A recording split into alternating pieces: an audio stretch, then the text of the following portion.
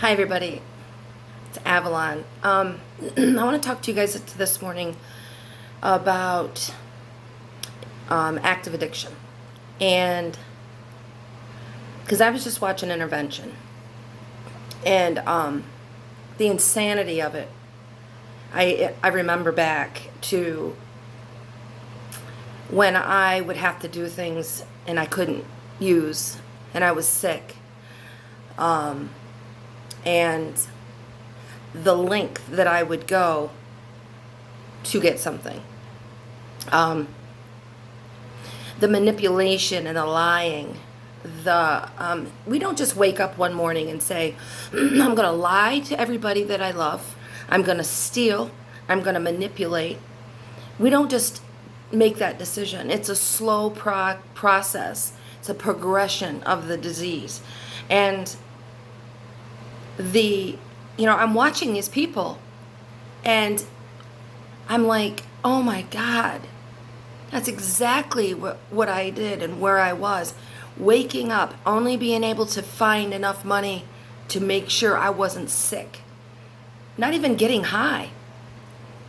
Just making sure I wasn't sick. And the constant,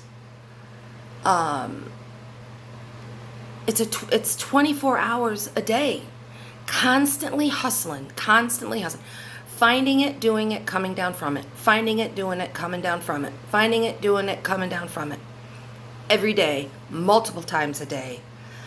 When I use, I'm automatically thinking about how I'm going to get some more.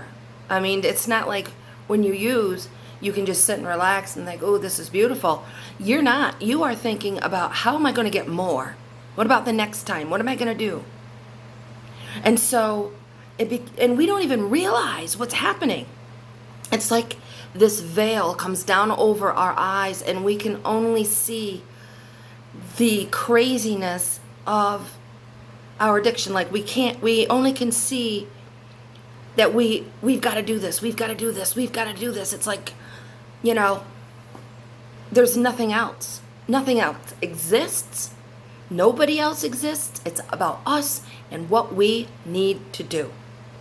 And it becomes an obsession. We are obsessed. A craziness comes over us, and that's all we can see. And you know what? Other people around us can see better than what we think they can. I tried to put on this air of, oh, I'm just this wonderful, pillar of the community. I went to the dentist every 6 months in my addiction because I wanted to put on, like, there's nothing wrong. As long as I look good, it's all good. So I could fool people. Vanity and pride for me. But other people could see it. And now I look back at pictures of myself, I looked like death. Oh, my teeth were nice, but my eyes were sunk in. I had this look on my face of, especially during the bath salt days. That was craziness. But I look back and I look at these shows and these people and their active addiction, and I'm going, I don't ever want to live like that again. But our addiction says to us, oh, remember how good that felt? Remember the escape? Remember the numbness? Remember? Wasn't that amazing? Guess what? No, it wasn't. Because I was dope sick a lot. I was having to sell my ass. I was stealing. I was always in a desperate situation to find it. Waiting on the dope dealer to show up. Calling 100 times. Where are you? I thought you were coming. Where are you? I'll be there in 5 minutes. An hour goes by. Do you remember that? Do you remember those days? Where the fuck are they?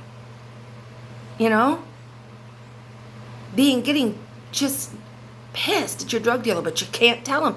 You can't show that you're pissed because he may cut you off. So you just deal with the bullshit.